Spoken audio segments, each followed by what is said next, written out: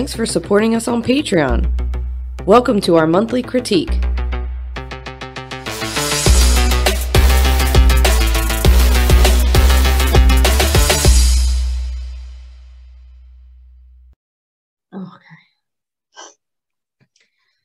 So, how's everybody functioning today?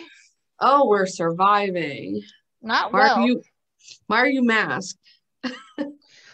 Well, she's hiding in a Bernie shirt because that's supposed to protect her. It's my shirt. It's my like my junkie hanging around the house shirt. Gotcha. I'm not having a good day. No, I don't think anybody's having a good day. Cindy, how are you? I'm still functional. I think I'm holding up compared to you guys. Good. Well, my neighbor, last year, it must be like an October tradition. Last year when we recorded, my neighbors were in the pool in October. I remember that. In frosty ass mother beep in October. I remember that. And last night, the girls had a sleepover and they were also in the pool at midnight in October. Then I thought, okay, good. They're finally asleep. I can go to bed, right? Then at 4 a.m., 4 in the motherfucking morning, they decide to get in the pool. And they're loud and they're shrieking and oh my God, I wanted to fucking kill somebody. Do they have a heated pool? Like, how is this happening? I don't even know if their pool is heated, because when I looked out the window, there was no steam coming out of the pool. It's like kind of chilly. Yeah. I mean, it's October. Yeah, especially at 4 a.m. Yeah, right? I mean, it is chilly. And they were screaming, and I was just like, I wanted to fucking axe murder somebody. That's so funny. Yeah, but I'm not as bad as you are. I had a rough morning. Yeah, you guys were at my house Friday to record, and my cat was like not looking so great. But anyway, he was in kidney failure, so we had to put him down this morning. So I had a rough morning. Things are gonna be okay. Well, that explains Dana's appearance today. Yes. I'm a little puffy. Please ignore it. It will be fine. You pulled yourself together, because when this happened to me, when this happened to me, my eyes were almost so puffed out. It looked like I had an allergy attack or something, and I needed like Benadryl, or somebody needed to hurry up and grab me like an EpiPen. Well, I just took like a handful of ibuprofen because my head was just like screaming. Yeah, I know that feeling. Yeah, that was sad. That was a sad morning. But he was an old man. He was 18 years old. So does Gage know? I talked to Gage. He said that this is my son in a nutshell. He goes, I figured when I left college that it would be like he was probably gonna die soon. So like I said my final goodbyes. I was like, oh, okay. Oh my God. He said when I left, I thought maybe that would be the last time I saw him. So I said my final goodbyes. And I was like, oh, okay. Practical. Yeah. Can you pause it for 1 second? Sure. All right. Thank you. Anyway, so yeah, it was a rough morning, and but I'm ready to talk about this fucking documentary because this shit was really crazy. Yeah, insane, Nydia, we were like, we made sure Nydia knew where she was at. Are you okay? No, I'm here. I just I lost the Zoom thing. So like a little window. Have any of you guys ever had Lululemon, LuLaRoe leggings? No, I never have. No. Okay. What about you? Right before COVID closed, like everything happened with COVID, I had taken a boxing class around the corner with my friend. And when I got there, the guy who owned the boxing clinic or the gym or whatever, his daughter must have been bought into it all.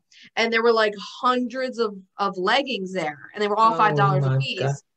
And I was like, I bought 4 pairs for $20. I bought 4 leggings, And then after, and I love them, like when they keep saying in the documentary that they're like buttery, they really are. They're like this, they're real thick, and they're like soft. They're real, like, you know, they're a nice texture, you know? And but after watching this documentary, I'm like, I felt terrible. I'm like, I would have bought 20 pairs if I knew that like this person like probably bought thousands of dollars worth of leggings to like get into this, you know. Insane. Crazy.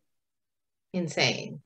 Yeah, so the documentary opens up with them setting up Deanne and Mark Sidman in their home office, and goes from there for an interview. They actually participated in this LuLaRich documentary, which is insane because they were getting butchered. Think they definitely thought that they were going to be like talking about how great a company it is, how cool the leggings are, and like what, like those two were like just fucking clueless. Well, as is like par for the course for Mormon people, it seems, in documentaries. The when they first started out and they start telling you the story, you can't help but be impressed. First of all, they were creepy. They were just a creepy couple. Like all the hand holding and the eye staring and stuff like that. It was just a bit much, you know? And so my take on it was like, that was impressive. That was impressive. What definitely. She was able to do even before he came into the picture. Mm-hmm. And like Russ was telling me, it looked like he had muscled his way into that business. You know what I mean? Definitely. Because, especially with that whole like retire your husband, and you know, of course we'll get to that, but like definitely that was all part of it. How about how she couldn't answer a question without looking at? They would ask a question, and she'd go and look right at him to be like, "What are we saying?" Approval. Yeah. Mm-hmm. Exactly. There was a moment where she stopped him from talking, and she's like, "Oh no, you about to fuck this up. Let me take over." Yeah. Right. It almost seemed like this attempt to, and I recognize it in myself, where like I'll attempt my partner, like I'm bossy, but I'll attempt to allow my partner to chime in on certain things, and then I'm like, no, you're stupid, shut it down. And then I take over. And I'm like, okay, zip it. I know what that's like. Yeah. How about her fixing the rug? The rug had to be perfect before it started, and they recorded all of that. And they showed it. Like they were just like, yeah, we're gonna put these people exactly out how they are. Mm-hmm. Yes. Mm-hmm. But they didn't seem to me like stuffy rich people. They seemed to me like new money. Yeah. Like very new money. Yeah. All the fancy cars, all the like, well, we'll get into all of that. But okay. So go ahead. So I came across an article on The Atlantic that summed up this, because, you know, we always take notes, and we watch the documentary, we take notes, you know, very detailed notes about the thing. And I said, let's take a different approach. Obviously, Cindy took notes, I took notes, but let's take a different approach. Dana didn't take notes. It's all right, Dana. You got a good memory still. I had a rough week. I have no memory. Exactly. Right. So The Atlantic, it was an article written by The Atlantic called LuLaRich Reveals a Hole in the American Economy by Sophie Gilbert. And let me just tell you that this article it did it right. Why reinvent the wheel? So that's why I decided to use the article.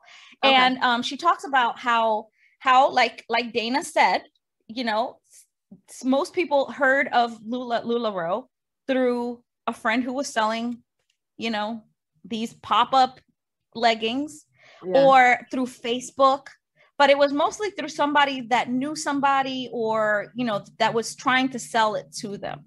Yeah. You know, and how many times have we been to like candle parties or Tupperware parties or whatever, you know, it's the same. Mm-hmm. I don't think it was ever on this scale that LuLaRoe was, but But I Right. would, it would stand to reason that like Candlelight probably makes a fortune, you know what I mean? Absolutely. They're towing a very fine line between between legalities too. Right. All of these companies are. Yeah. All these MLM companies, multi-level management, is that what they call them? Marketing. Multi-level marketing. That's it. Also multi-level management. Yeah. Right. So like when I first heard about LuLaRoe, it was when the leggings exploded. Like, yeah. Who doesn't want to be comfortable? You know? Right. So I can see how they grew to be very popular, and they had a thing where, first of all, they were selling a comfortable product that everybody could fit, not just the skinny minis, you know? And they were selling prints, so it became like a collectible kind of thing.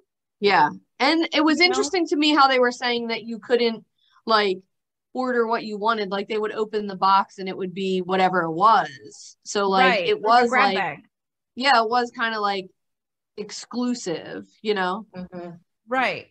But one thing that you can't deny is that they had a product that everybody wanted at a time when social media was starting to kind of like really explode, you know? Yeah.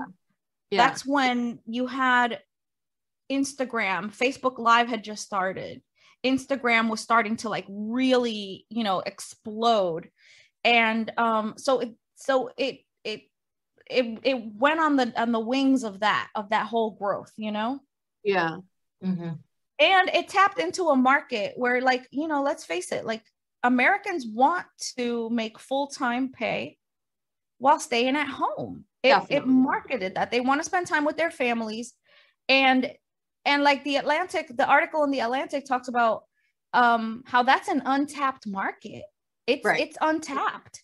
And the fact of the matter is that LuLaRoe became a $1 billion company in a span of less than 10 years. And it was because the product basically sold itself, and through word of mouth and through media, you know, you got the product and the company to grow. Now, how did they handle it a little bit differently? They could have, you know, sustained it. The problem is that they could have been a multi-million-dollar company, maybe even $1 billion company, without going the multi-level marketing way. That being said, they're still going. They're still selling. They are. The thing was, though, like they could have, you're right. Like they could have just sold if people were buying them that much, that they were able to give these people bonuses of hundreds of thousands of dollars, you know? It's like, why don't you just sell the leggings then? Like, why does it have to be like this bonus, like not a pyramid scheme, but like triangular in shape situation with, you know, and like fuck the little guy, you know what I mean? Like, what'd you say, Ned? It's not a pyramid. It's got 3 sides. Yeah. Not a pyramid, folks. But it does have 3 sides and 3 edges and 3 corners. Right. But it's not a pyramid. Not a pyramid. There's a lot more people on the bottom than there are at the top. That's just a coincidence. You know? Yeah. So it was just interesting. And she started out with just, you know, selling maxi dresses out of the trunk of her car. Right. And going from place to place. It's just insane how this went from that to this. So, go ahead. So, same. You keep sort of like blipping in and out, I think. Me? Yes. My internet is not too it says it's unstable. Can you hear me okay? Yeah. Okay. So I'll start with in the beginning where what's her name? Deanne? Yeah. Is it Deanne, her name? She comes up with the idea. Her daughter wanted maxi skirts, right? Yeah. And so maxi skirts were all the rage. They still fucking are. Those things are fucking comfortable. I'm sorry. So she wanted a maxi dress, so she made her a maxi dress. And actually before that, she had gone to she was recently divorced, and she had like fucking 4 kids or some 5 kids. 7 kids. Yeah. Oh, she had 7 of her 7 own kids. Yes. 7 kids divorced. Well, I think they have 7. Oh no, you're right. Go ahead. 7. Right. So she had 7 kids, and she's divorced. And 7 Mormon in the Mormon church. That's like That's having 2 kids. Yeah, right. Yeah. So she goes to the flea market, and there she sees little girls' dresses, and she's like, oh, they're so cheap. But I've seen these kinds of dresses at the stores, at the Neiman Marcus or whatever. And so she bought them up, and she sold them for the vendor. And she had a little dress party. Mm-hmm. Right. She would have these little dress parties, and she would sell them to her friends, and I'm sure more Mormons. And she just was a whiz at selling. And so over the span, she would go like to different states and like just go to conventions and do this selling. And she was making a lot of money, like thousands of dollars. What was it, like $20,000 in a weekend or something like that? Crazy. It does make me like, I think I could sell leggings. Right. And it wasn't leggings at the time. It was just those little dresses that she would buy at a discount in a store. Yeah. Right. So she started to, really get lucrative with that, and was making a living for herself and her 7 kids. And she met her husband on one of those business trips on a flight back, right? From one of those in 95. Yeah. So she had been working that whole selling clothes, in these clothes parties for some time before her daughter wanted a maxi skirt. She made her a maxi skirt, and then she added the maxi skirts to her already, established product. Yeah. So she was selling the maxi skirts, and she said that she sold like 20,000 maxi skirts or something like a crazy amount of number. And you are like, how are you making all these dresses and selling all these? Like, what is happening here? I think I remember her getting help with other friends or family members that were helping her make them. Okay. She had a sweatshop. But she needs to stop lying. Definitely. She had a sweatshop. My aunt had a sweatshop in Pennsylvania. She ran a sweatshop. What the fuck? Don't even ask me why. She ran a sweatshop in Pennsylvania. A lot of the family worked at her sweatshop. So anyway, so I'm sure that's the tactics she was employing too. But anyway, so she's making these maxi skirts, and then the maxi skirts turned into leggings. And basically what they would do is they would go to the fabric store, and whatever they had on hand, they would buy it up. And then when they ran out, the leggings were no longer in that pattern. And so it created a kind of like, ooh, get them while you can kind of thing, it is kind of cool. Urgency. Yes. Yeah. Yes. So her idea for that came, and jump in whenever you want. I'm just trying to you're synopsis good. Everything. So her idea came when one of the people at one of the parties, I believe, wanted to buy a bunch of maxi skirts. And so she went and met her, and she just grabbed a bunch of them. And Deanne thought, how can we make it valuable to her? And she just got the idea that, what if I sell it to her at a discount and have her sell it to her friends and make a profit? Right. And then, she can be like my distributor. I could be her distributor. Right. Yeah. So, and she could be like my other little salesperson. I want to say that was Brittany. That was her first retailer. Yeah, that very first woman. Yeah. Yeah. Yeah. And then Brittany started getting other women to do the same thing, basically, buy them at this cost and sell them at, and make a little profit, which was innocent enough, You're buying it. I'm your wholesaler. You're buying them from me, and you're selling them for a profit for yourself. Yeah. Right. So, I mean, and she was making a lot of money. I mean, really quickly, she had 500 vendors, like right away. So crazy. I mean, it's insane. And that started, I want to say, so the company itself was started in 2013, and they adopted the name from her three grandkids, Lucy, Lola, and Monroe.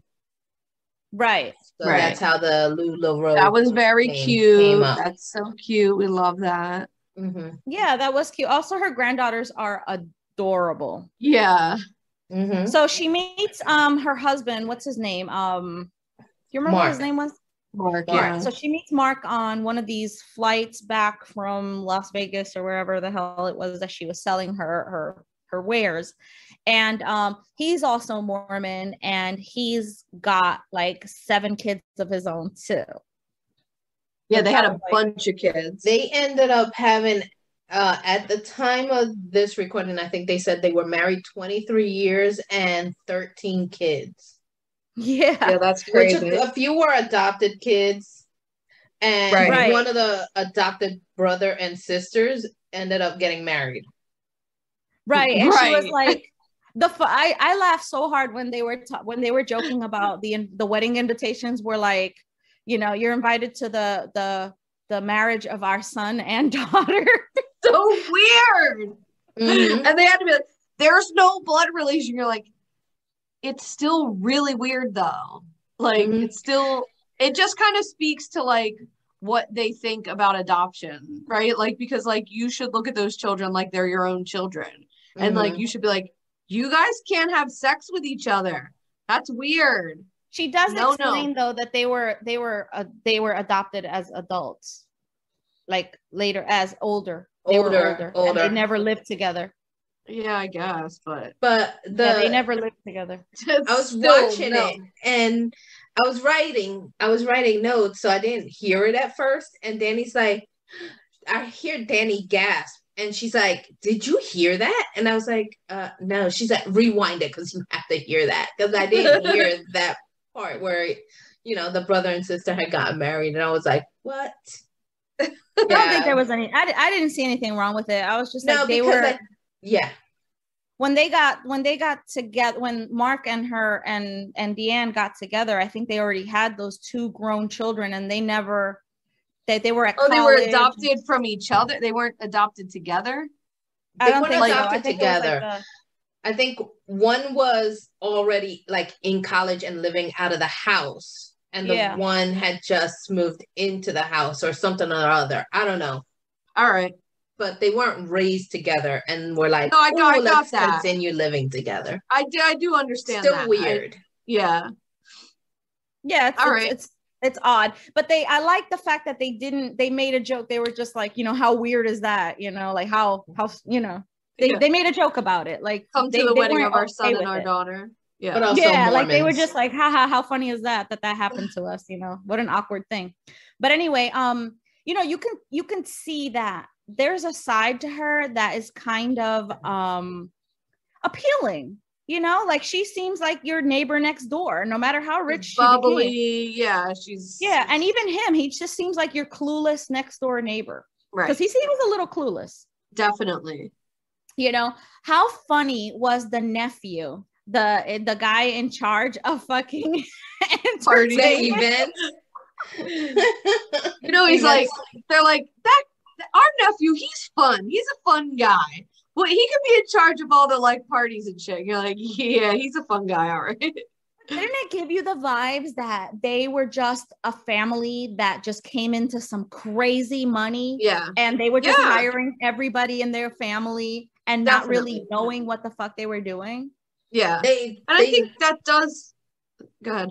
Yeah, they really didn't know what the hell they were doing. And I think that happens a lot when you have like family businesses, and they don't all take off to be, billion-dollar businesses. But like usually if somebody like strikes it well, they're like, let's hire my brother to do this. And let's, these like close families. And sometimes that's the downfall, Yeah, because you want to help people out, but they didn't get educated in that field. Right. Like the nephew was saying that that their computer systems were so like just run crazily because they just gave the job to Mark's son, who happened to be good at sending emails or some shit. And it was just like, are you serious? And they're like, he's so smart. He's such a smart kid. You'd love him. We're like, this is a documentary. What are you talking about? Yeah. Hot mess. Yeah. So basically, Deanne, I think the premise of the whole business started out with good intentions. Give women the opportunity to sell to their friends or their loved ones, you know what I mean? And I think it kind of got away from them in a very spiraled out of control. Yeah, in a very triangular fashion.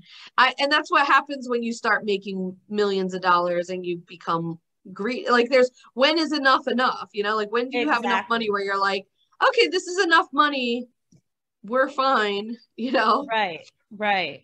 Russ calls it, I think he calls it Wetico, that the Native Americans say that was what the disease that the white man had.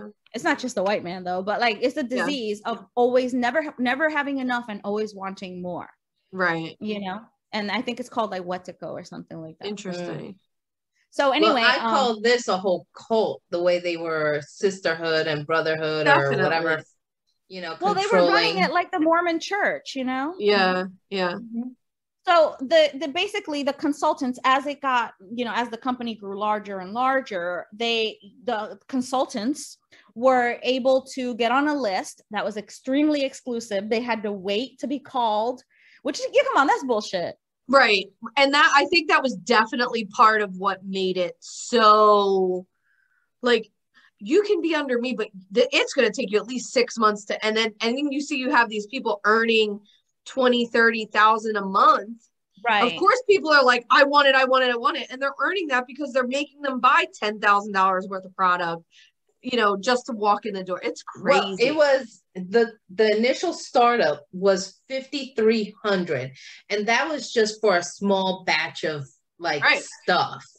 Right. And then they sent you the rest along the way if you wanted more. So they were buying up 10,000 and doubling whatever their options were. Well, the price has since been cut, by the way. Just so you know. Yes, I have that. So, and now they're able to keep, profits they make as they sell the items. They don't have to recruit people now, Okay. But initially, when the company started to grow, the real profits came from recruiting other vendors who in turn recruited other vendors. And, so it essentially became the pyramid scheme that it was. So from 2014 to 2016, they went from having 500 individual retail consultants to having 60,000 across the United States. Crazy. In 2 years. Yeah. 2 years. It was leggings, folks. Leggings. But that was the thing. Like they do sort of say that in the documentary. Like it was the perfect storm of social media and white bitches loving leggings. Like we just love leggings and we love to put them into Uggs. We love to have tight pants that go right into Uggs and then a big bulky sweater. Because then you could just be like, this feels so good. It's amazing. You're like comfort from head to toe. And you look so cute. Comfort. It's comfort. Now, it's amazing. Disclaimer. Yes. I own no less than... I believe it. No less any number you say right now, I'm going to be like, that's 100% true. I own no less than 25 pairs of leggings. Okay. And that's a true number. Okay. Yeah. But none of them were LuLaRoe because I thought they were ugly. I am short. I don't need to draw attention to my short legs. I need something that looks slimming. I don't need a fucking pattern of a bee going directly into my hoo-ha.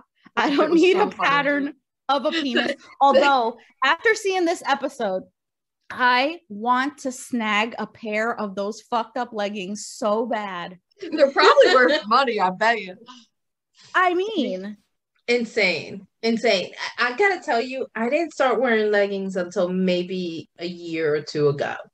I've got to go with that. And I probably only own like 3 pair, like official leggings. Oh, I probably am somewhere in between 10 and 20. And I've Yeah, never, I don't think I own a pair of Uggs. Fake Uggs, yes, but not real Uggs. Yeah, I only have fake Uggs also. Mm-hmm. I have Anymore. a problem with Uggs. I have a real issue with Uggs. Oh, You know, I was no. talking about Simples the other day. I forget what episode we were talking that I bought myself my first pair of Simples, and I went on just to see if they still made them, which they do. And I remembered that they made clogs that were so comfortable and cute way before Uggs had come out. So I think I might buy myself a pair. Are they expensive? They're like $60. Yeah. Okay, About well, normal. Yeah. just about every year I spend about $170 on Uggs. Yeah, Uggs are expensive. And then I promptly walk outside with them, get them Yeah. all muddy, and then Yeah. they're done. And I'm gonna get fucking myself a pair of pissed. Simples. They suck, man. Like, or my toenails will get too long and they'll poke right through the front of it. Look, Dragon Lady, sounds like you really need to hit up a pedicure or toenail clippers. Just buy yourself a pair of toenail clippers for $1 and you save your $170 Uggs. I'm over Uggs. I'm over them, but like I can't leave them. It's like a All right, well, fucking maybe toxic try a relationship. pair of Simples and see how you feel. Yeah, I need a pair of cheaper shoes. Definitely with a sheepskin inside of it. The sheep fur. I don't know. It's got fur inside of it. I don't know what kind it is though. Anyway, Yeah. go on. So the reason why it grew is because athleisure, people wanted to fucking just be lounging around in their PJs all day. Athleisure became very popular. Yeah. Sweatpants and all that other stuff. So and then with the coming of the Facebook Live, which in the beginning, when Facebook introduced Facebook Live, they were indiscriminate. Like you could put anything on there and they would show it to the whole market. Like all of Facebook could see your shit. Now they fucking, dole that out like it's cocaine, Right. A little line for you. It's like right. They stay usually when media when social media starts out a new feature, the feature is open to everybody. It's like a fucking free for all. And then they fucking shut that shit down and they're like, you made too much money, we're shutting it down. So people, your average fucking high school friend, your friend from high school, usually the bitchy cheerleader that you don't like, would start a Facebook Live and she ran it like a fucking QVC. Yeah, like an auction. Yeah. And there she'd be like, okay, I have these in size 8. They're cute. They have this, that, and the other thing. And then like somebody in their Facebook Live would be like, oh, sold to Melissa. Congrats, Melissa. Yeah. And like they would pick up the next pair. And it would be like a little QVC fucking segment. Crazy. And right. So that combined with the friends of this, popular girl seeing, oh, look how much money she's making. Oh, I'm sold out, guys. Sorry. And seeing how much money the girl was making, it created a sense of, oh, I want to do that. I want to do that. I have friends. I want to do that, So, it was easy money. It was easy money for a stay-at-home mom who doesn't mind schmoozing her friends and asking and begging for fucking money. That one thing that I was like floored by, that some of these women, who are stay-at-home moms, maybe don't have the money for the startup cost. They were selling breast milk, bro. Yeah, bro. Yeah, they were recommending them breast milk. They were recommending them to sell their own breast milk so that they can get their startup costs. But like, okay, I have questions. I want to know how selling of breast milk works. Who's buying it? Is it creepy men? No, I think it's no. No, I think it's like moms who have a hard time. It's like a wet nurse situation, like moms who can't produce enough milk. Sometimes moms will sell them breast milk. Yeah, a lot of times women like donate it to hospitals and stuff, like, but the selling it is kind of wild. But also creepy men. Less than 1 minute left. Okay, but here's the thing. Maybe we should stop. So yeah, I don't think. Oh, you were saying something about breast milk. Go ahead. Okay, so my question is, I breastfed my son. Okay. Okay. I didn't make much milk, but what I did was mine, and it was always a little bit tainted with wine, just a tad. Well, these are Mormons, though. Like a lot of these people are like, I think a lot of them are Mormons. At the beginning, maybe, but towards that middle, yeah, that's true. That's true. When it was the hype, I'm sure it was plenty. But who's buying this unvetted breast milk? You don't know if she had drugs in her system. Like, that's what I'm saying. Like, I don't understand the whole selling and purchasing of breast milk. Definitely creepy men buying it. I don't think so. I think it's a lot of moms. I really do. But I think that it's a world that we just don't know anything about, and that's okay.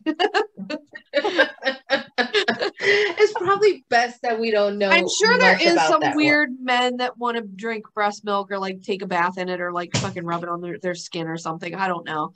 But they want somebody to squirt it in their face. Oh God, it's so gross. All right, moving on.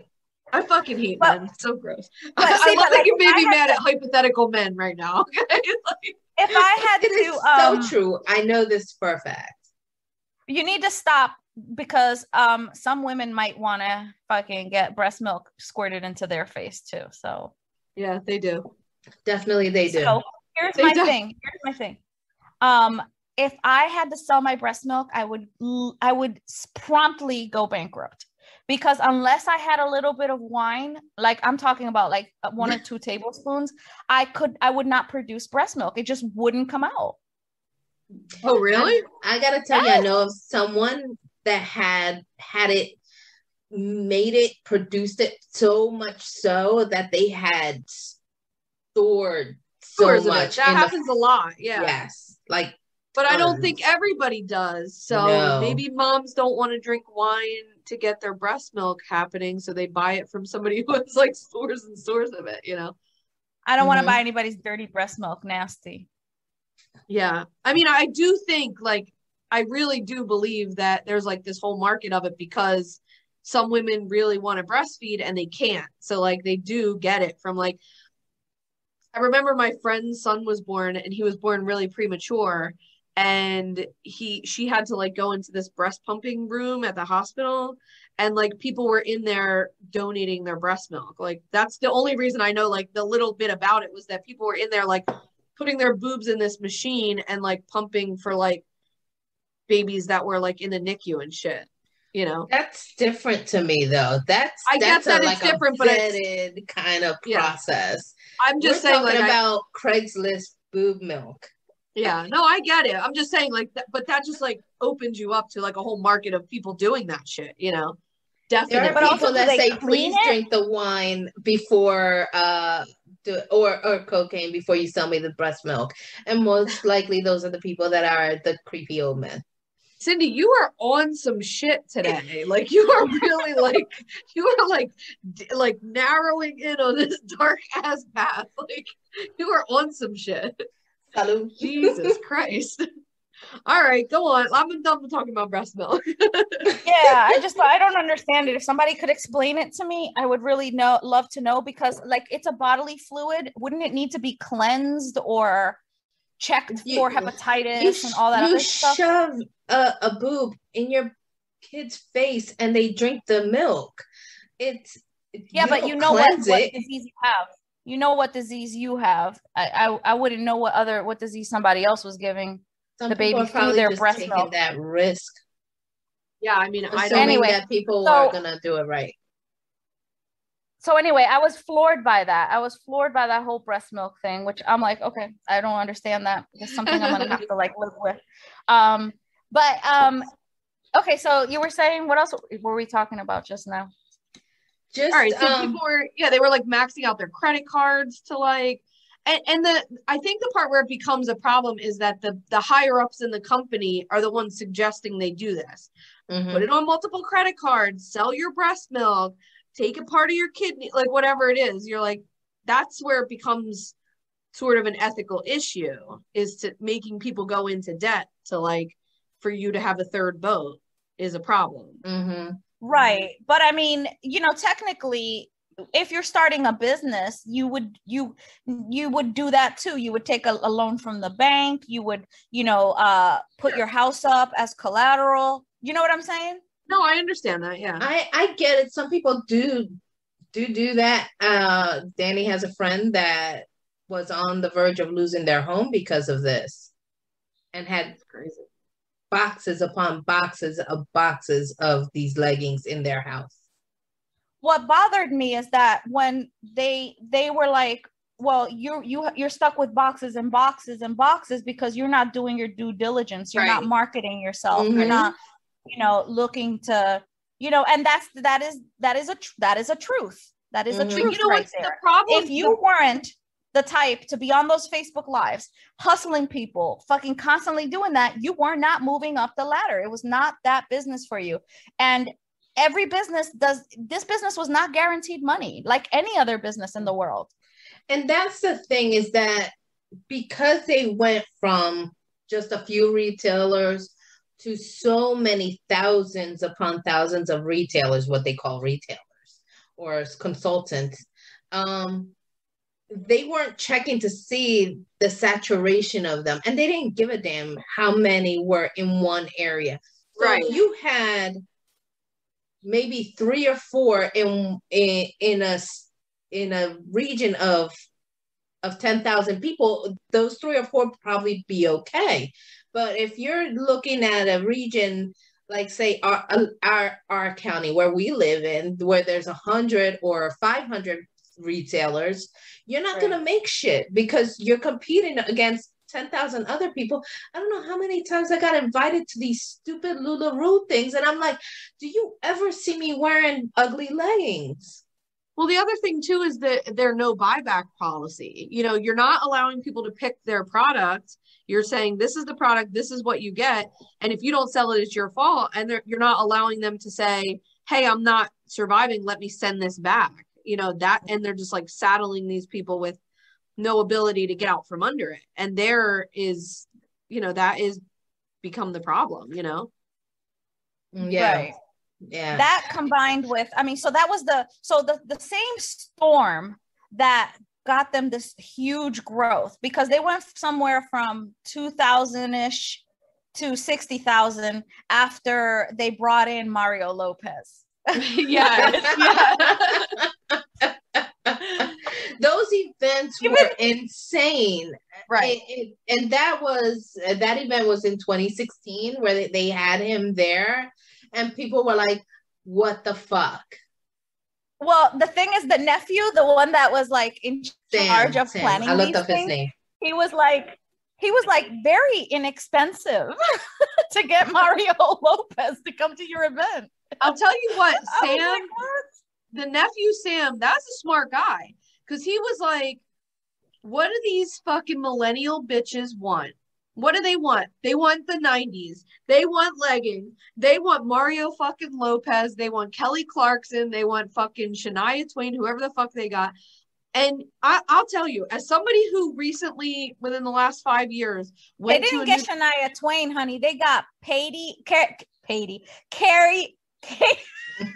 Katy fucking Perry. Right. What I'm saying is, though, like, as someone who went to a New Kids on the Block concert within the last decade, or currently looking at one to go to, calling it the mixtape tour. Yes, dear. What I'm saying is, like, that shit is that markets. I mean, you fucking like boo 90s at people, 80s or 90s at people, and they fucking cream their leggings. So like that's just fucking what it was, They were just like, yes, Mario Lopez. Like, I just, he's a genius. That kid is a marketing. Yes. It's the seeking nostalgia, a simpler time. It just, and the music, he was like, they all seeing all these white bitches dancing on the dance floor, all these moms, crazy, in their ugly ass LuLaRoe, in their bright ass leggings. Yes, speaking of them all wearing their clothes, the LuLaRoe clothes, let's talk about Lachey from the Home Office, okay? The moment she walked in and she's like, I wear Chanel. What the fuck are you talking about? And then going to the warehouse, forcing her to go into the warehouse and change her clothes on her first day to wear LuLaRoe. And she's like, I'm wearing Chanel and you want me to wear that? Fine, so I can keep my job. She was headhunted. She was headhunted for that job. She was headhunted because of her personality, yes. And because of her skin color. Most likely. No, very much likely. They needed a black face to start bringing the black market into it. Well, no, she was in the Home Office. All she did was answer phones all day. Yes, because she had an online presence or something. She explains it. She had like a really big online following. The way I fucking howled when she was like talking about the cruise, I can't.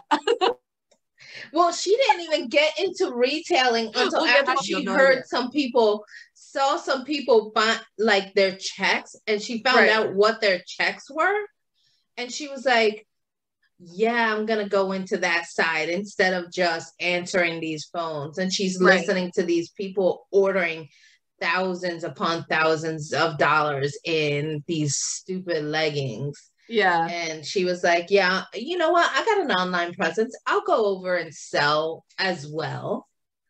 Oh, that shit was crazy. But yeah, she was like, there's too many white people on that cruise for me.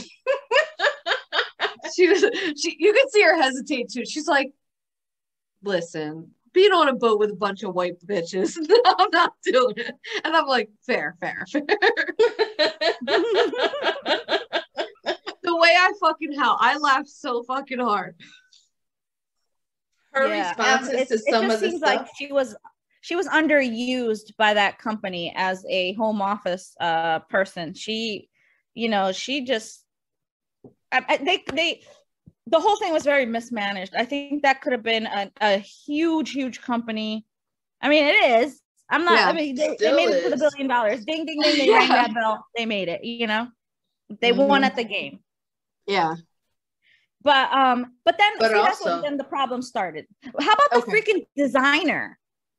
Yeah, the bartender, the girl. But here's the thing. Let's be honest. She was a graphic designer.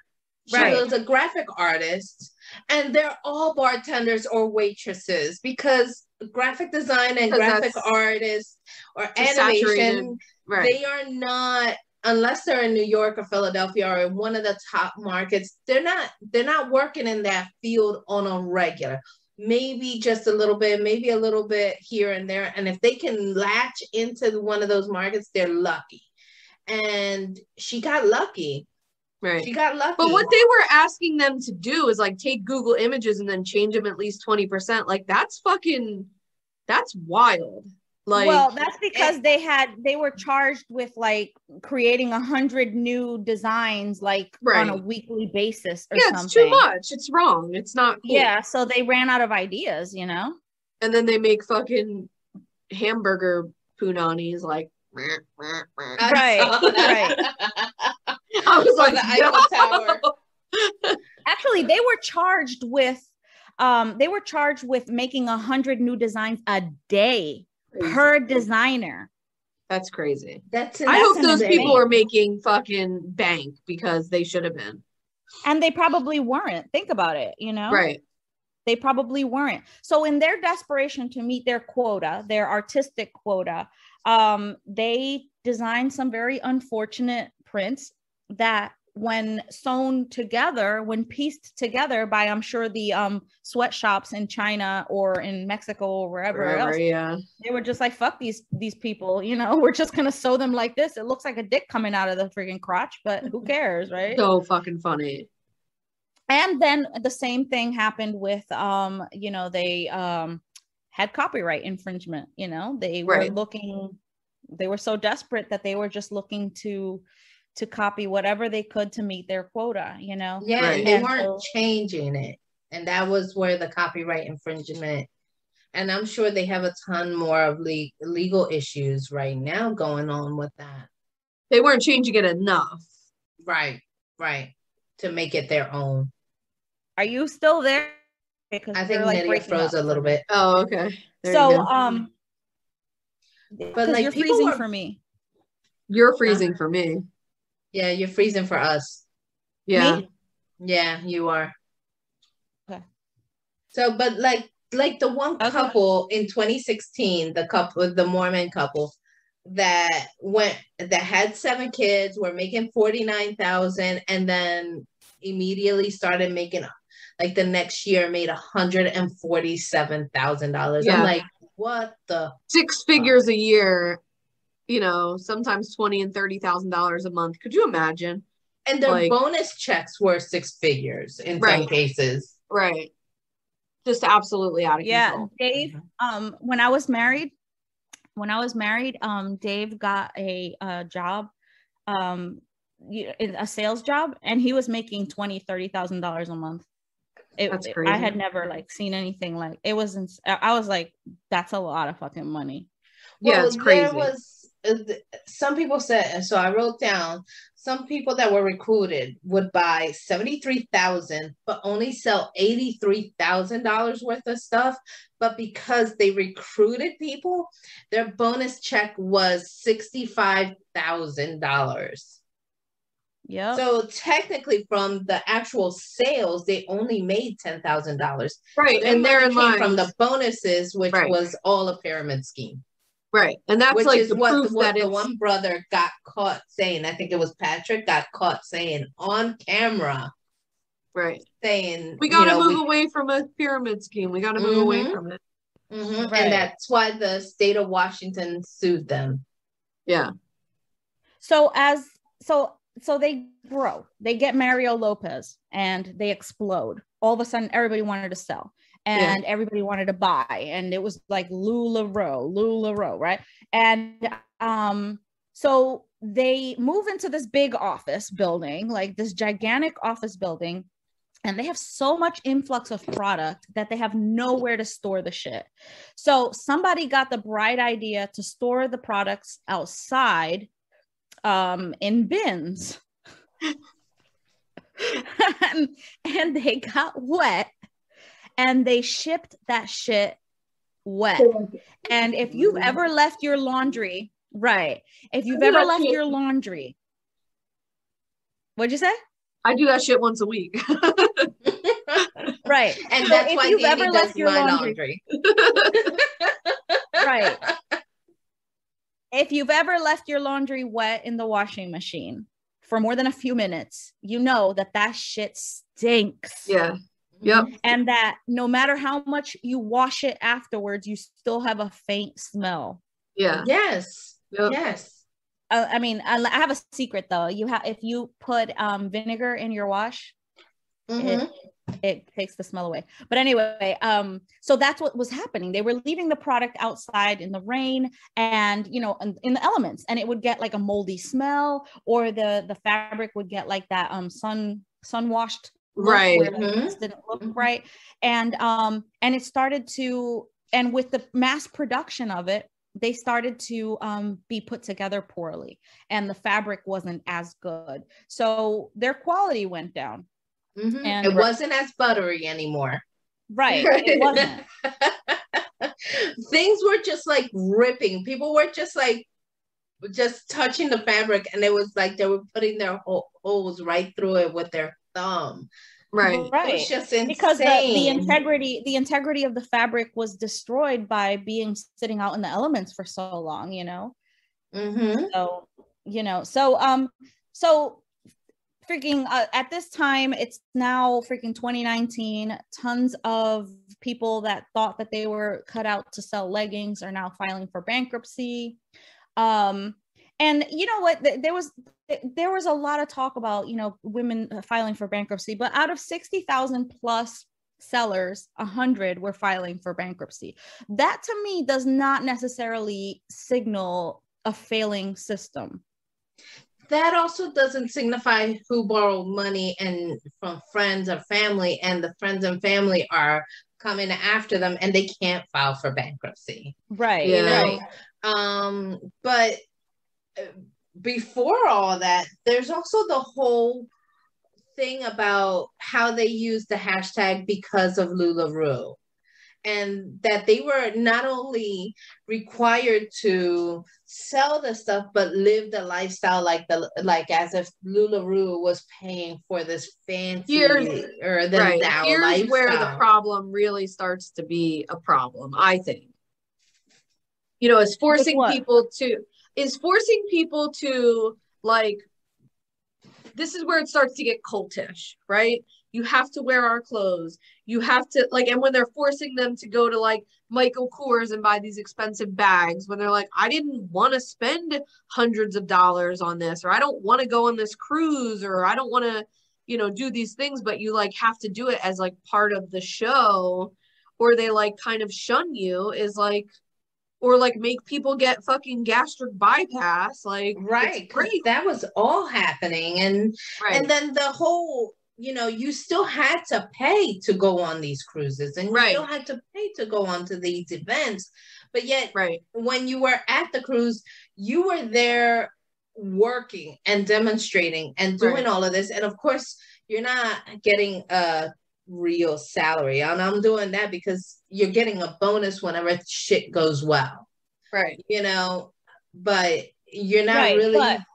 paying. In all fairness, right? In all fairness, though, when you work for a clothing store, such as you know, if you work at the Gap, if you work at Ann Taylor, if you work at stores like that, Abercrombie, they require that you wear their clothes. They give it to you at a discount, but they do require that you wear their clothes. So that practice I also think that's wrong.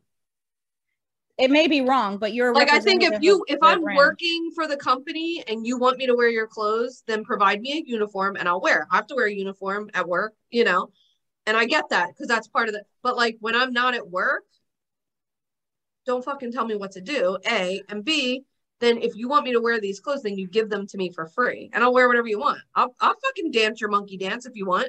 But like, to tell someone they have to buy a Michael Kors bag or go on a cruise, that's like beyond. And it wasn't even Michael Kors. They wanted them to buy Louis Vuitton. Michael Kors is at most $200. A Louis Vuitton bag starts at $1,000. Yeah, you know what I mean? It's asinine. It's insane. They wanted them to look like they had a particular lifestyle, and that lifestyle was provided to them by LuLaRoe. That's the reason the whole take a picture and tag it with LuLaRoe and all of that was a thing. Like the one couple said, we bought this thing, I can't remember what it was, but we didn't tag LuLaRoe because of LuLaRoe, and they were like beating themselves up because they didn't do that whenever they spent or whatever they bought.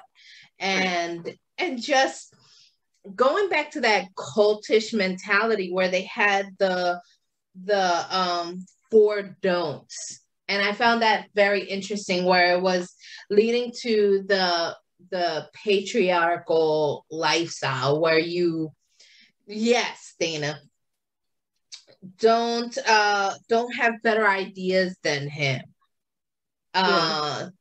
Don't admire other men. Don't admire other men more than him. Don't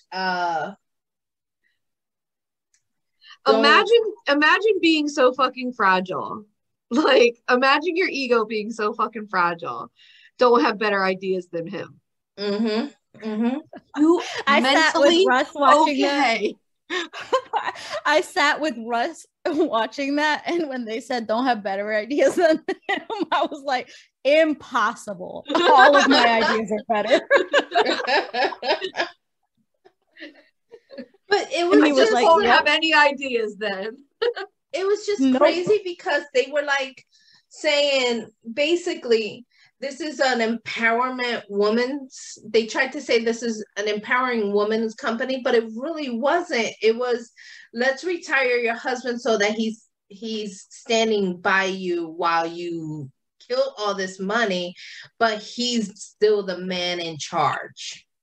Right, because now they created a situation in a Mormon business where the women were bringing home bonkers money compared to the men. And that had to been like, the men must have been just like, what? I don't understand. How can I be in control of my woman if she's bringing in 3, 4, 5, 6 times the money that I make? They had to turn that shit the fuck around. Yes. Well, that just speaks to the type of man then, you know what I mean? Because I look at Russ and Russ is like, I would love it if you made more money. Retire me, bitch. Like, hell yes. I would literally put an apron on and cook for you and take care of your stupid ass while you're freaking bringing home all of the bacon. And therein lied the problem, because one of the families was like, the woman ends up getting divorced or something, but she was saying, I was making so much money, and my husband was like, but who's gonna make dinner? I had to hire a nanny to like make dinner for my family. And I'm like, you make the dinner, you fucktard. You fucking make the dinner. Do you want to see this bonus check? You make the fucking dinner. Exactly. What kind of question is that? Who's gonna put these kids to bed? Are you okay? Yeah. You put the fucking kid. The fact that they hired a fucking nanny, I was like, this bitch. Which, listen, hire a fucking nanny. If I could hire a nanny, I'd have hired a fucking nanny. But the whole point was, I'm gonna implode. The thing is this. Does your dick weigh so much that you cannot fucking do shit in this house? It does not. If it doesn't, then go pick up a fucking broom, bitch. You overestimated your stock value in this relationship. Definitely. Because I sell leggings now. Yes. And sell leggings and killing it. I can do this on my own. You can go bye-bye. But that's not how LuLaRoe was working. They were like, no, we're Mormons and we want you to stay with the family all together. You got to do what you got to do. That whole spiel where she was like giving her ideas on how to be a better woman was insane. So yucky. Well, here's a funny statistic that The Atlantic includes, which if you're watching this, go check out that article. It's really, really informative. We can link it in this too. Yeah, definitely we should. It says, the article says that 75% of Americans involved in a multi, level MLM marketing thing, were in 2020 were women. 75% were women. 87% of which were white. Okay. That's surprising. And we love it. We love marketing schemes.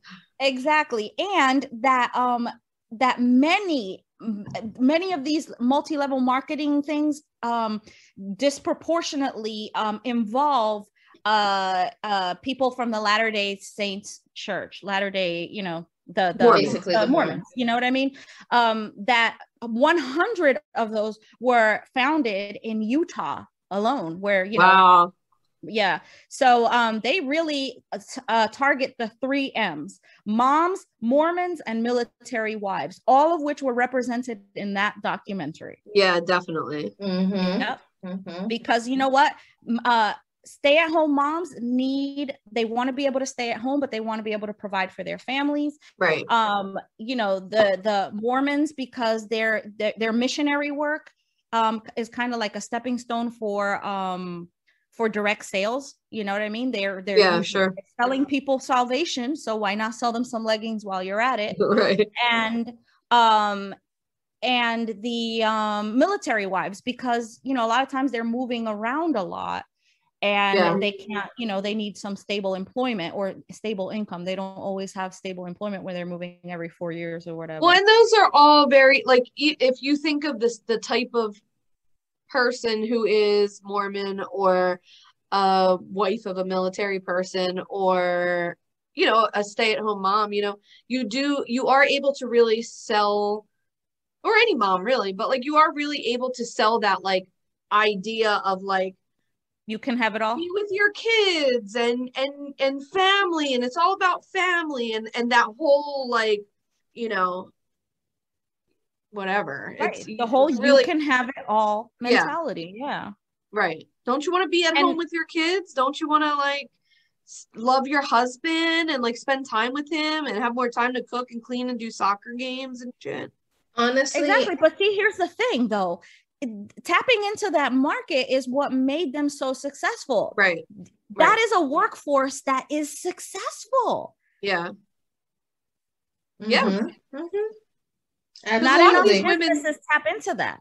A lot of these women too, they were saying that like they were college educated or whatever, but now they're stay-at-home moms. They're just like, they have this potential to do something and they're not doing it because they're like focusing on other things. And you're right, it's an untapped market. It's so true. It really is. It really is. And like industries have to, if anything, you know, with COVID, if anything came out of it, is that the knowledge that businesses are wasting all this office space when people are more than capable of doing the work from home. Yeah. And doing it better from home. Yep.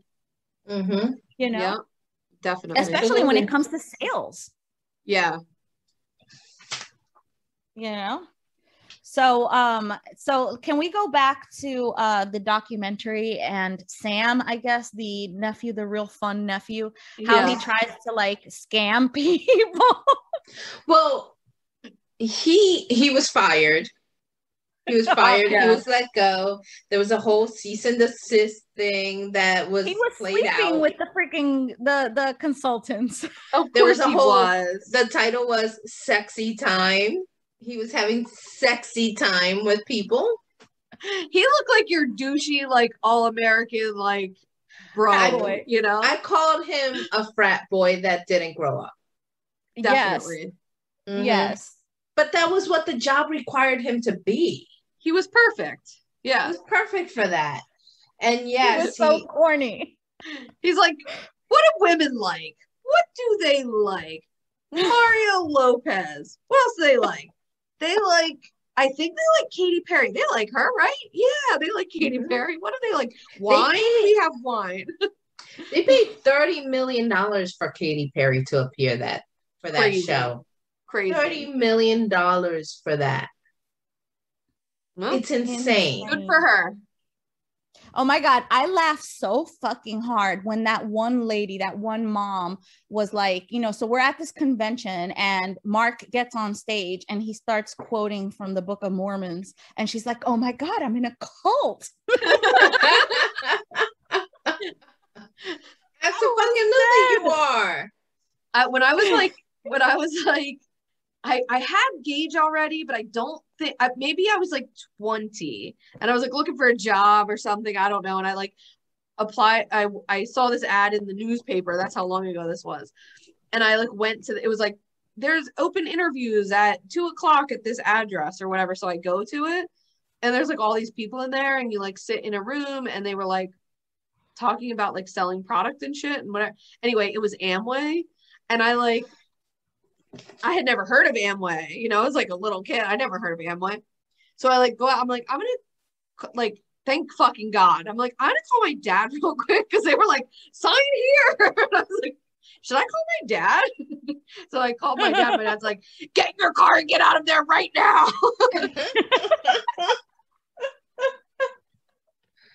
Oh my God. Okay. Insane. Yes.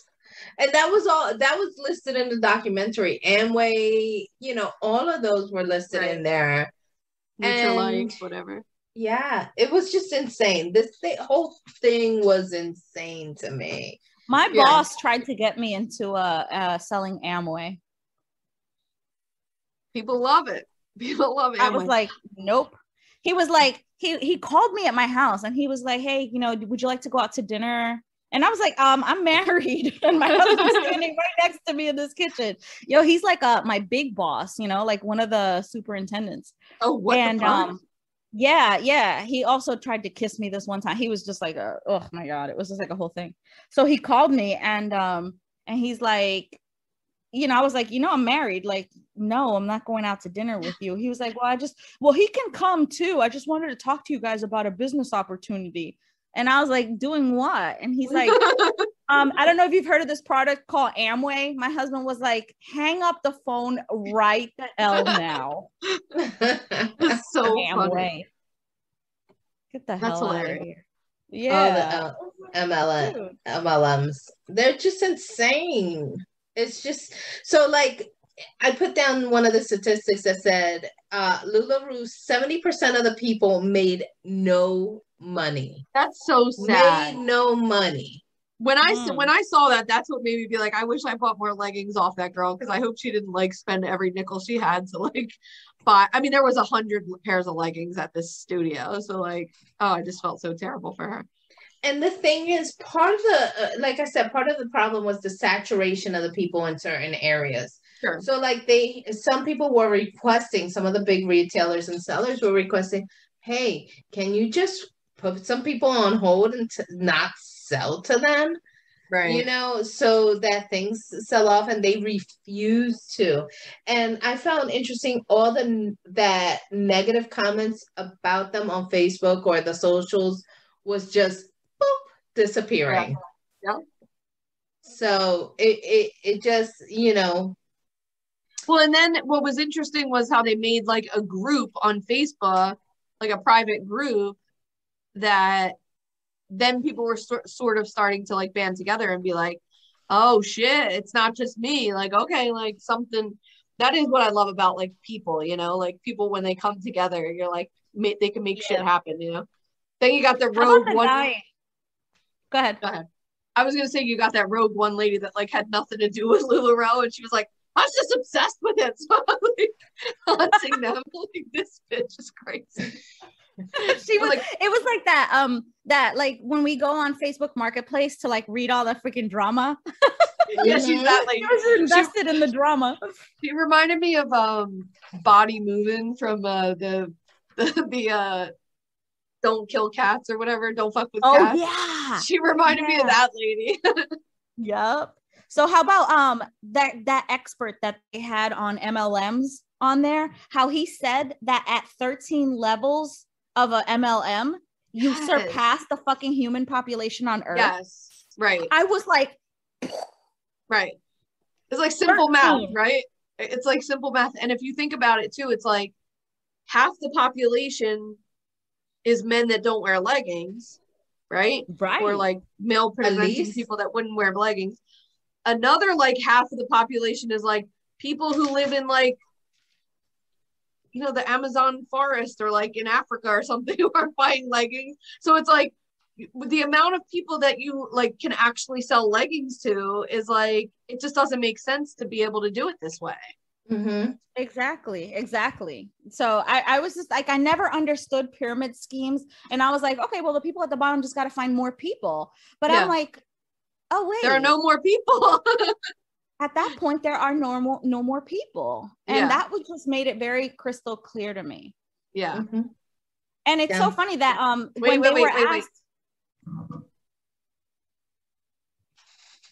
All right, so I thought it was funny when they were asked if they had ever been in pyramid scheme, well, multi-level marketing companies, and they both said that they had sold for Amway. Yeah. You're like, yeah, we got that. Yeah, makes sense. Insane. Did you guys know that Nutrilite was the first? Yes, just this week when we were when I was watching this documentary, Behind the Bastards did a 2-part episode on Amway and the people who run Amway. Like, just so happened to be this week. So I like learned all about how Nutrilite was bought by Amway, and like they were like the initial thing. So anyway, I only just learned that this week when I was listening to that episode, and I was like, oh, that's actually convenient. I learned a lot about multi-level marketing schemes this week. I mean, companies, not schemes. They're not, and they're not. You know, sure. Just triangular in shape. They're not pyramids. Yo, I'm still flabbergasted by the fact that somebody was able to make $10,000 selling their breast milk. Like, I'm sorry. That's insane to me as well. It's a lot of money. When they bring that up, Mark says that's utterly ridiculous. She hit him. I was like, this fucking asshole. Yeah, because they kept coming in and out. There were so many moments where they were there, part of talking, and then coming out, coming in and coming out. I am curious how they like feel about how the whole thing like portrayed them. You know, I think they're clueless enough to think that they were portrayed very well. Yeah, maybe. It's a possibility. I mean, you still have people that decided to stay with them. You had the one couple that was suspended for complaining and then eventually ended up leaving. But that fucking couple made $1.4 million doing this company. And then other people that made $2 million in bonuses alone just for working with this company. Yeah. And let's be clear. That couple, they were already making millions off of their own site. She had like a coupon clippers site or something like that. They were very, very already established in the online sales. I was confused as to why they were fired though. Like I didn't get what happened there at the end. It like sort of like happened so quickly. I think they were just like part of the whole like negativity, bringing the vibe down kind of thing. Gotcha. Yeah, just people were pissed and there was a lot of negativity and they didn't like it. I mean, that whole Facebook group that was called Defective LuLaRoe that started, and they were trying to do a whole class action suit with it. And then 2019, let me get the right year down.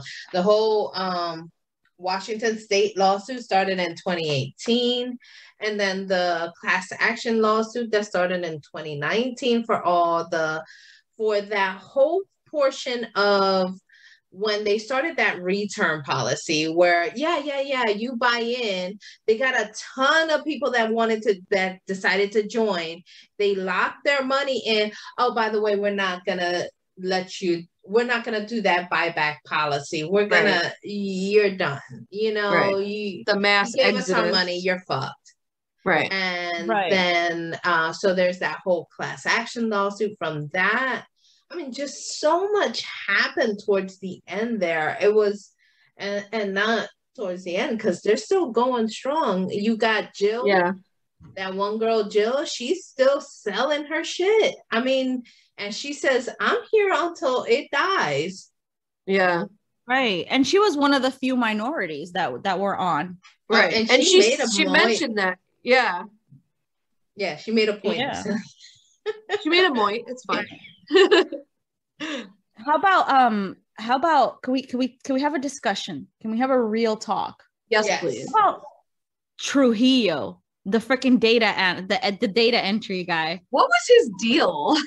Fucking weird. Okay. First of all, he was a girls volleyball coach. Don't sus. I don't know. Stop it.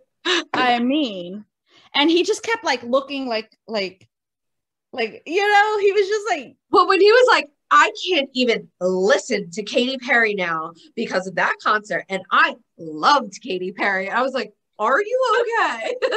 I'm like, you didn't even fucking sell leggings. What is your problem? And he was only like there for a year. I'm like, why are you so disgruntled, friend? What's your problem? Well, I mean, he was the one that brought up the fact that the 6th floor, which is where all the management was mostly 90% family. Yeah, they're probably obnoxious to work for. Yeah. I mean, yeah. It's insane. But he was like particularly disgruntled over this company. Yeah, but like he made a lot of sense. He saw a lot of things coming down the horizon. As anybody working for any kind of company that's run kind of shitty, you know what I'm talking about, where the owner is hands-on, very hands-on. Yeah. A lot of companies that are run with the owner very hands-on is usually run like shit. So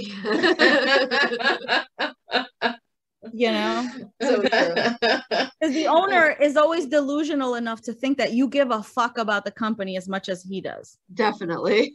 I mean, see how you're saying he does, considering your husband owned 2 companies. That's why I'm saying it. That's why I'm saying it. I used to tell him all the time, Dave, somebody working for you Don't and give he a was paying shit. well. Doesn't give a fuck. I mean, especially when, you know, when you're living better than they are, they want to be living like you. And he'd be like, well, they couldn't be living like me because I'm the one that makes the sacrifices and I'm the one that have everything at stake. So anyway, it was just like a whole shit show. And I was just like, you're stressing yourself out. And ultimately it's what ruined our marriage. But I digress. This isn't about me. Yes, you did not fall for the LMM LuLaRoe scheme, and that's not why you're like Ashley, whose marriage failed, because Yeah, that was sad. that was sad. I mean, and then they encouraged her, oh, go to church. That's why your marriage is failing. Or when they would be like, if he's not supporting your business, you should leave him. And it's like, actually, Mixed bitch, messages. what the fuck? Like, what are you saying? Wait, Ashley was the military wife, right? I want to say yes, maybe. I don't know what I couldn't keep up. They literally, like, you could have carbon copied all of them except Lachey and whatever that other one was. Jill, yeah. yeah. When she was like, this is all white women. It was like, it's all white women. We're like, yeah, no shit. Yeah. Well, the one thing that I think it was Lachey that said that the stay-at-home mom vision is for white women. Yeah, You know what I mean? definitely. That's not something that Black women even entertain as much, you know? Yeah, it's just not like built into their like culture of being an accessible option. Historically, anyway. Historically, they've always worked. Yeah. They worked. They came in and worked while white women were still stay-at-home moms. Like, right. Yes, Yeah. Exactly. Yeah. So then, I mean, that was like an interesting that thing that I had never explored. That whole, you know, that why aren't there more Black women at home with their kids, you know, like in a stay-at-home mom kind of like setting. Yeah. You know, I'm sure there are, especially I'm sure there are, women, because like millennials are staying home with their babies in, you know, in greater numbers. But yeah, I mean, now like people are really starting, like you said, like with COVID, people are really starting to be like, oh, actually, I don't have to work from an office and I don't want to. Yeah. And they're finding ways because, you know, a stay-at-home mom, nobody is more innovative and creative than a stay-at-home mom who has to make do with what she's got. Yeah, exactly. You know, so so they're making it work. But I found the documentary quite interesting. I definitely did too. In that it exposed a lot of things that I was wholly unaware of, you know. Yeah. I wasn't expecting. I don't think we like touched base enough on the whole like bullying them into getting surgeries and plastic. I mean, I don't even think the show touched base enough on it, because that like feels like a bigger deal that they should like. I would like to know more about what that looked like. And I can't remember what her name was, but she was showing the text messages where they were like, oh, you have to do it. And then when I think she finally got it done, got some surgery done, and then ended up having to go Tijuana, Mexico, and then ended up having to have it reversed or whatever happened. It was just a hot mess. And then they stopped talking to her. Yeah, they wanted her to go. Everybody was going to Mexico to get the gastric bypass. She didn't want to do that, so she got the balloon. Right. In America or wherever she lived, whatever state she lived in. And then there was complications. She almost fucking died. And they're like, well, we told you should have went to Mexico. Now let us know when you want us to sign you up for Mexico. And she's like, I definitely don't want to go to Mexico after what just happened to me here. Like, I'm not doing that. And then they stopped talking to her. Is like, there's something more there that I don't think they really paid enough attention to, because that was really fucked up. I also found it interesting during the trial and the depositions. So the one son, Kenny Brady, was like, I don't recall. Love that. During all the questioning. And then Jordan's like, he was like, I didn't say that. I didn't say that whole get away from a pyramid scheme thing. Although they have the actual recording of him saying we need to get away from the pyramid scheme. Right.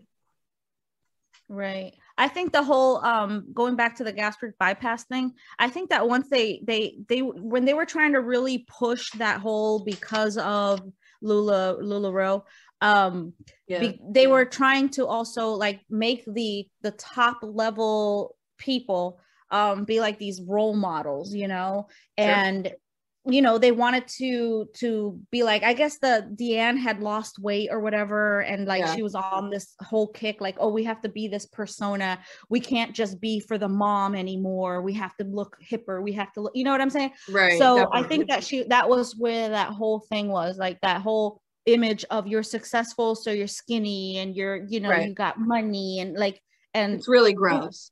Yeah, it really was.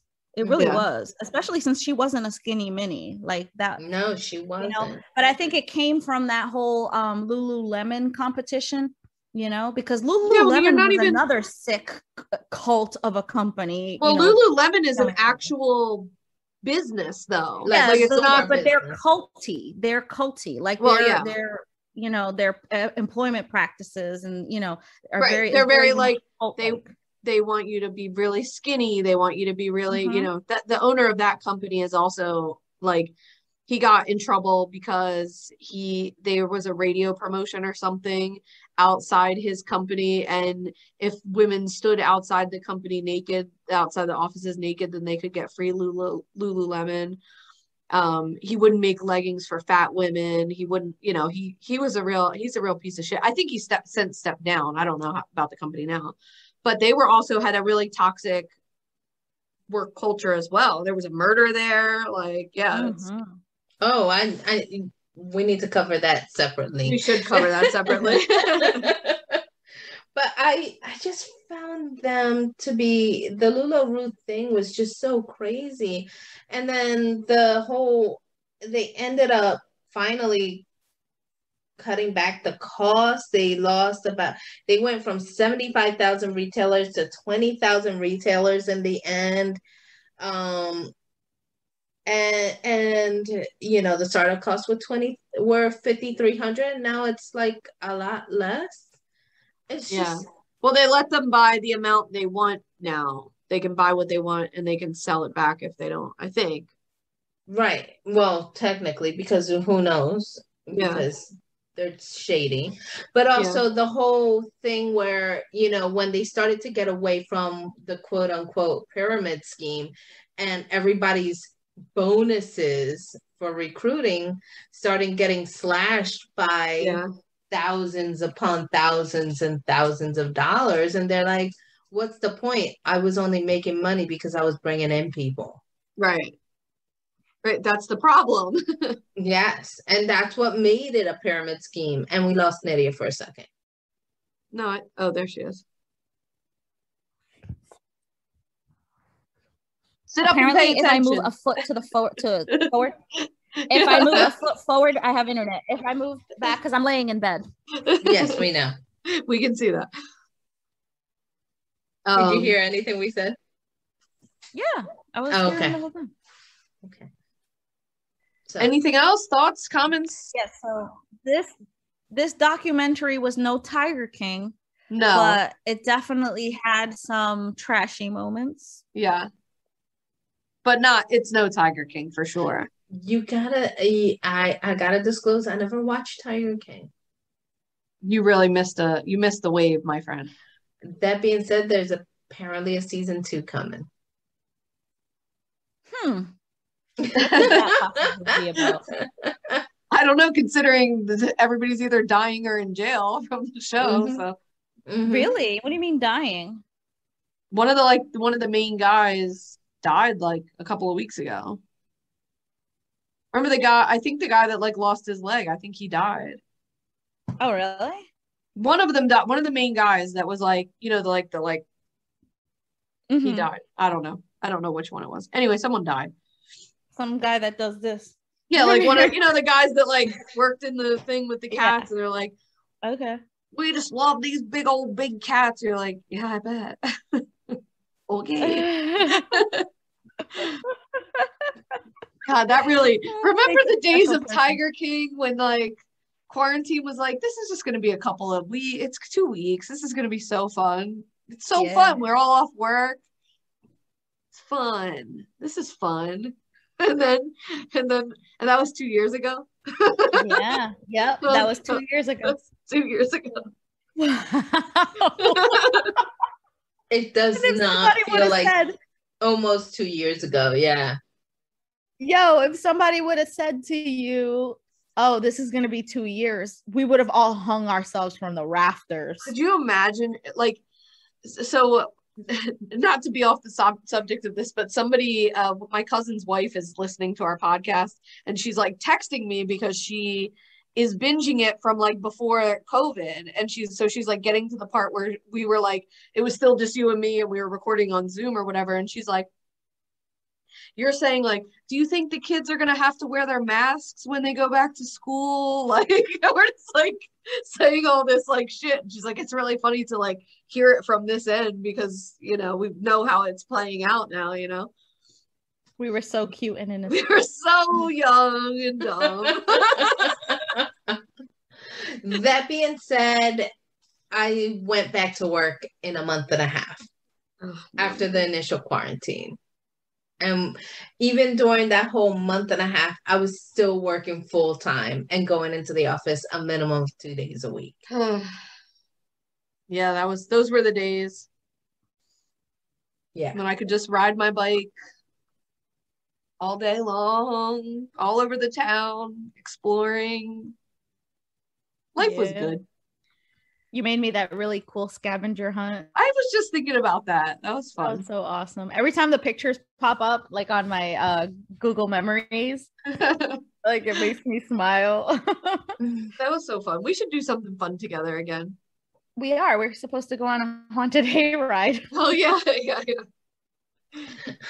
And not just a haunted hayride. We're shooting people. So that's even better. We're shooting zombies. Paintball shooting zombies. Paintball. Let's put in the full disclosure.